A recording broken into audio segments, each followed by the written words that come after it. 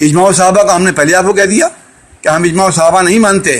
اس کو ہم نے جب کہہ دیا میں نے تو وہ بالکل صحیح کہا, کوئی غلط بیانی نہیں کی ہم نے آپ سے, اور کرنے کی ضرورت بھی نہیں ہے.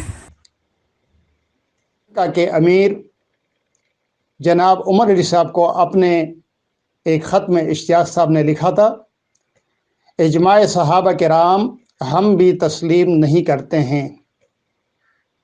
یہ امیر سری لنکا کے نام خط ہے.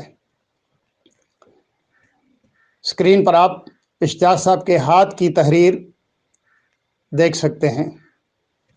کیا اس کی موجودگی میں اشتیاق صاحب کا یہ کہنا سچ کہلائے گا کہ ہم نے اجماع صحابہ کا انکار ہی نہیں کیا؟ اب ثبوت نمبر 2, دوسرا ثبوت اشتیاق صاحب کی آواز میں سن لیجئے. جب انہوں نے سری لنکا کے امیر عمر علی صاحب کو اپنی آواز میں آڈیو پیغام بھیجا تھا تو اس میں بھی واضح الفاظ میں کہا تھا کہ اجماع صحابہ تو ہم نے پہلے آپ کو کہہ دیا کہ ہم اجماع صحابہ نہیں مانتے. کیا اب بھی آپ لوگ اشتیاق صاحب کی اس بات پر یقین کریں گے کہ ہم نے اجماع صحابہ کا انکار ہی نہیں کیا؟ میں تو نکالنے کے فیصلے پر بات کر رہا ہوں, اور اس کے بعد کے عرصے کی بات کر رہا ہوں کہ جب آپ نکالنے کا فیصلہ کر چکے تھے تو آپ کافر رہے یا مسلم رہے. اس سوال کا جواب ابھی تک نہیں دیا. دوسرا جواب سفیان صاحب کی طرف سے آیا, جو اشتیاق صاحب کے بیٹے بھی ہیں, اور انہوں نے ایک کتابچہ بھی لکھ رکھا ہے, اس پر لکھا ہوا ہے معلم جماعت المسلمین, یعنی پوری جماعت المسلمین کے معلم, ٹیچر, استاذ ہیں. اب استاد صاحب نے جو گفتگو کی تو اس پر بھی بڑی حیرت ہوتی ہے. بہرحال آپ سن لیجئے ان کے کچھ باتیں, اور پھر اس پر ہمارا جواب بھی سنیے کیا ارشاد فرماتے ہیں. نہیں ہے میرے خیال میں, تبھی وہ یہ لکھ رہے ہیں, اور ظاہری بات ہے کہ وہ جماعت المسلمین میں موجود نہیں ہے, اور اس لیے ان کو وہ تمام حقائق نہیں پہنچتے ہوں گے کہ جو جماعت المسلمین کے ہیں.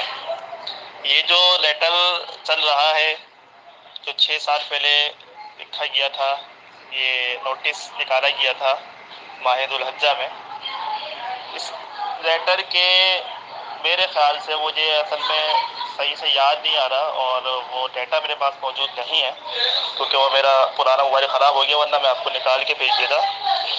جب یہ لیٹر ایشو ہوا تھا اور پھر اس کے بعد زین صاحب نے آڈیو جو نکالی تھی امیر ہند کے نام, اس کے میرے خیال میں 1 ہفتے بعد ہی امیر صاحب کی ایک آڈیو نکالی گئی تھی جس میں امیر صاحب نے ان تمام چیزوں سے رد کیا تھا اور یہ بتایا تھا کہ ہم یہ الفاظ نہیں نکال رہے, اور اجماع الصحابہ کو انکار کرنا تو کبھی ہمارے عقیدے میں تھا ہی نہیں. آپ سن چکے ہیں. اب آپ کے بقول 1 ہفتہ جو ہے نا وہ انکاری رہے. میرا اصل سوال تو یہی تھا نا کہ جب آپ انکار کا فیصلہ کر چکے, رجسٹرڈ جماعت کے کتابچے میں یہ لکھا ہوا ہے کہ اجماع صحابہ حدیث کی ایک قسم ہے اور قرآن و حدیث کا انکار کرنے والا کافر ہے. جب اجماع صحابہ بھی حدیث ہے تو انکار کرنے والا کافر ہوا. اس 1 ہفتے میں آپ لوگ کافر رہے یا مسلم رہے, یہ بتا دیجیے. آپ اس سوال کا جواب آپ دے سکتے ہیں, یا جماعت المسلمین کی پختہ عادت, ان کا دستور, ان کا طریقہ, ان کا نہج, ان کا اصول, کہ اصل سوال کا جواب نہیں دینا ہے, گھومتے جانا ہے, گھماتے جانا ہے, اصل سوال کا جواب نہیں دینا ہے. اصل سوال کا جواب دیجئے کہ اس 1 ہفتے میں آپ کافر رہے یا مسلم رہے. یہ آپ سے سوال ہے. جب انکار کرنے والا کافر ہے تو اجماع صحابہ کا انکار تو کیا نا, تحریر تو موجود ہے. تو جب انکار کیا تھا تو کافر ہو گئے تھے یا مسلم رہے تھے؟ اس سوال کا جواب نہیں دیا. اب آگے اجماع الصحابہ کو انکار کرنا تو کبھی ہمارے عقیدے میں تھا ہی نہیں. صرف اس وقت جماعت المسلمین سری لنکا جو ہے وہ اس معاملے میں اختلاف کر رہی تھی, اور اس الفاظ سے, اس لفظ سے, لفظ اجماع سے ان کو مغالطہ ہو رہا تھا, اور اس لیے یہ بات کی گئی تھی کہ یہاں سے یہ لفظ ہٹا دیا جائے تاکہ اجتماعیت بھی برقرار رہے اور ان کے بھی معاملہ سلجھ جائے. وہ والی بات نکال دیجئے. میرا سوال یہ ہے کہ اجماع صحابہ کو ماننا قرآن و حدیث سے ثابت ہے یا نہیں؟ یقیناً ثابت ہے. ہمارے نزدیک تو میں الحمدللہ بیان بھی کر چکا ہوں دلائل کے ساتھ. تو اب اگر کوئی اس کا انکار کرتا ہے، صرف اس وجہ سے انکار کرتا ہے کہ اس کا جتھا، اس کی پارٹی کے لوگ اس کے ساتھ رہیں، جتھا نہ ٹوٹے، لوگ ساتھ رہیں، لوگ چھوڑ کر نہ چلے جائیں، قرآن و حدیث کا انکار اس بنیاد پر کرنا کہ کچھ لوگ جو جماعت میں ہیں وہ نکل نہ جائیں، کیا دین اسلام اس کی اجازت دیتا ہے؟ بتائیے، کیا اسلام اسی بات کی دعوت دیتا ہے کہ لوگوں کے انکار کے ڈر سے آپ حق کا انکار کر دیجیے گا، قرآن و حدیث کا انکار کر دیجیے گا؟ اگر ان لوگوں نے قرآن مجید غور سے پڑھا ہوتا تو کبھی بھی ایسی بات نہ کہتے. اگر انہیں دین کی سمجھ ہوتی تو کبھی بھی چند لوگوں کو اپنے ساتھ رکھنے کے لیے، چند ہو یا ہزار لوگوں، انہیں اپنے ساتھ رکھنے کے لیے دین حق کا انکار نہ کرتے. اجماع صحابہ آج بھی جماعت المسلمین کے لٹریچر میں موجود ہے. انکار کرنے والے کو کافر بھی لکھا گیا ہے. تو کفر کے مرتکب نہ ہوتے، صرف چند لوگوں کو ساتھ رکھنے کے لیے خود انسان کافر ہو جائے، کیا اس کی دین میں اجازت ہے؟ تو اس بات سے کوئی انکار نہیں کر سکتا کہ اجماع صحابہ حجت ہے، اور میں نہیں سمجھتا کہ کوئی بھی شخص جو ہے وہ اس سے انکار کرے، اور اس کو انکار کرنا بھی نہیں چاہیے، اس لیے کہ ظاہر ہے وہی لوگ تھے کہ جن کے نقش قدم پر چل کر ہم اس دنیا کے اندر کامیابی اور کامرانیاں حاصل کر سکتے ہیں. آپ نے سن لیا، ذہن صاحب واضح طور پر ارشاد فرما رہے ہیں، یہ بات بیان فرما رہے ہیں واضح طور پر، بالکل بغیر لگی لپٹی کے، کہ جی اجماع صحابہ حجت ہے. یعنی جس چیز کو نکالنے کا فیصلہ کیا تھا درمیان میں انہوں نے، اب اس کو واضح طور پر صاف صاف حجت مان رہے ہیں. ذہن صاحب خود اقرار کر رہے ہیں کہ جی ہاں اجماع صحابہ حجت ہے.